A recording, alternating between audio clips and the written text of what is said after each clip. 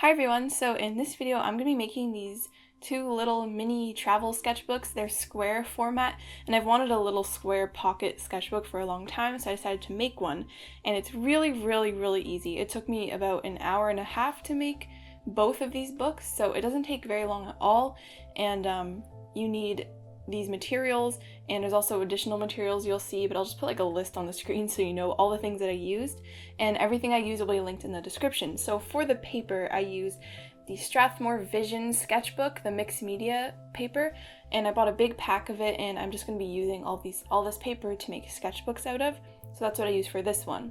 So you start off by making your paper the size you want it to be. Mine was a square, so it was 4.5 inches by 4.5 inches.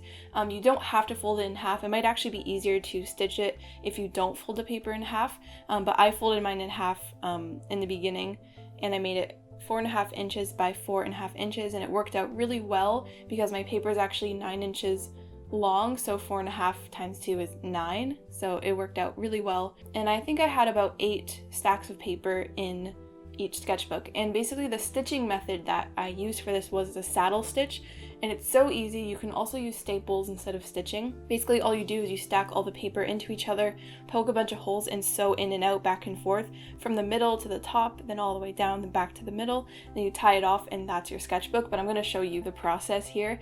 So I'm just stacking all of the pieces of paper into each other, and because the paper is pretty thick and because they're all stacked into each other, they're going to poke out. The more paper you stack, the more it's going to poke out of the middle, but in the end we trim off all the excess jaggedness so it gets all nice and smooth at the end, or nice and even at the end. So here's my stack of paper, and I'm going to put the cover onto it. I'm just using like scrapbook paper. It's kind of thick scrapbook paper. It's really nice and it has a texture to it. As you can see, like that's what the book is going to look like. But in order to do the stitching, you have to measure out the holes. And a really easy way to stitch it is just by lying it flat, and I learned this tip from Sea Lemon. If I didn't watch that video, I wouldn't have known to make it lie flat, because trying to stitch it while it's folded would be a lot more difficult. So I used a bunch of little mini clips to keep the paper in place, and then you just flatten it out. This is why you might not want to fold your paper first, but I'd folded mine anyway.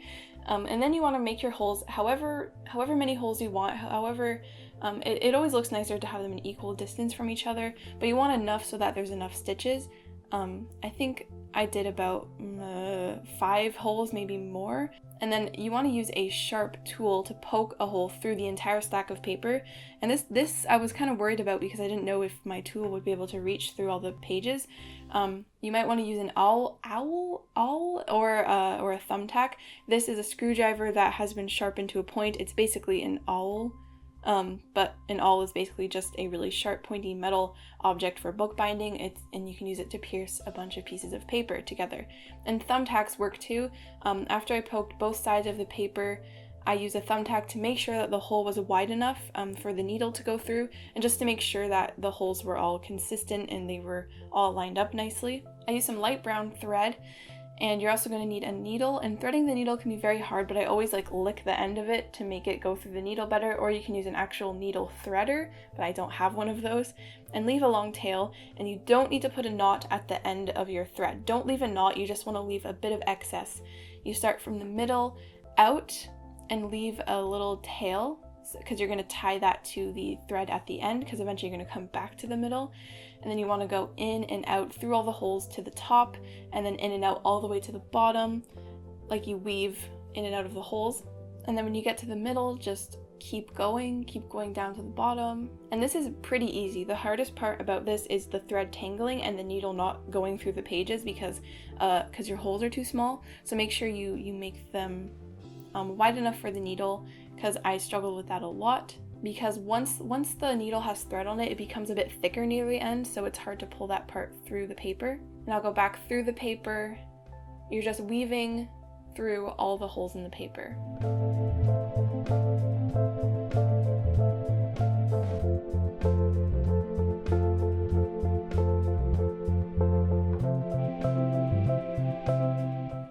And usually you'd come up through the middle through the same hole and tie the holes together, but I think I had an odd number of holes, so I had to go back out through the middle, and then I did an extra stitch so that the two threads would end up on the same side.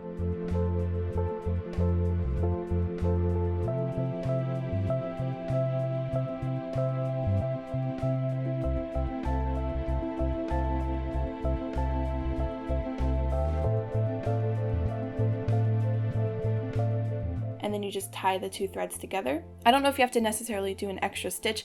I could have just tied the threads together once they were on the same side, but I wanted it to be extra secure, so that's what I did. The only downside to this kind of book is that it doesn't really lay flat, but since it's pretty small and it's meant to be kind of cheap, like a little cheap pocket sketchbook, I wasn't worried about it not lying flat because I could just fold it all over. And now you see the book is all stitched, but the ends of the white pages kind of stick out and they're kind of uneven.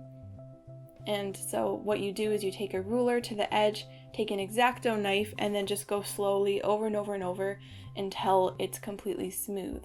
I did struggle with this a bit when I got to the bottom. The line started to cut kind of crooked. So I'm not very good at using X-Acto knives and rulers, but I did try, and it does work pretty well. And if it's really jagged, you can always use a nail file to fix it. Now I'm adding the elastic, so you want to add it on the back page of the book, and I just measured 2 equal distant lines that are the same thickness as the elastic and cut 2 little slots with the blade. And then you put your elastic through one end and wrap it around the book and pull on it a little bit, give it a bit of tension, and then measure it at that length. So you want to make sure you stretch it a bit so when you actually glue it down, it's going to hold the book closed and not lie really loose. And you pull it through the paper, and I used glue, the glue bottle I'm holding, but I'll show it to you in a few moments, and it actually surprisingly holds down this elastic. It works for me really well. I don't know if other elastics won't hold with this glue, but the first time I used it to try to glue elastic to paper, it worked so well, and I don't know why. Like it seems like it shouldn't work because it's like fabric and it's not really fabric glue, but it works really well. So the way I attach the elastic to the book is I just glue it, and you want to put 2 clamps on it to make sure that the elastic doesn't come off. That part's really important, that you keep it clamped down. And here's the glue. It's neutral pH. I've seen a lot of people use it for bookbinding, so that's why I used it. And I actually made 2 of these books. I made a light gray one and a black one. And as you can see, the elastic is kind of necessary because they don't lay flat on their own. That's just the way saddle stitch is, and I'm using really thick paper, so that's also why it doesn't lie completely flat. And they're pretty small too, so that's why they the papers will just shoot up in the air if you don't put an elastic on it. But I had a lot of fun making these, and I'm going to draw in them as well, I kind of plan on using these books to do studies, especially of animals, because I really want to learn how to draw more animals. Because in order for me to draw animals, I always have to look up photo reference, which is fine, but I want to be able to like pose them in like different poses without having to find the exact pose of the animal. So that's why I've been drawing a lot of animals lately, because I want to be able to draw them from memory and not have to rely on pictures all the time. So I just like pulled up Google Images and just drew out a bunch of hares, I guess you could say. I find them so difficult to draw, and just because of their head and their feet. Well, their feet aren't too bad, but their head is so hard to draw. It's such a weird shape. It's oval shaped and their eyes are on the side, but it's almost like kind of like a pear shape. It's really weird. I want to study some animal skeletons, because I think that would help a lot with knowing what's going on underneath the fur, because the fur kind of hides the anatomy of the animal.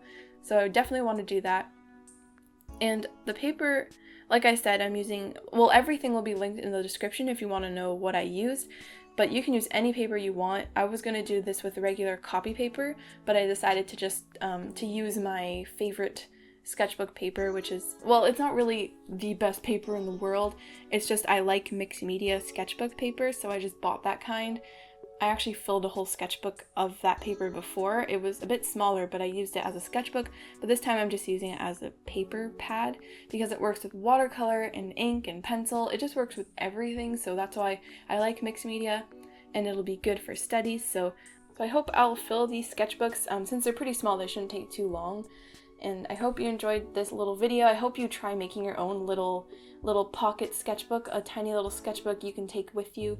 You can make it even smaller if you want.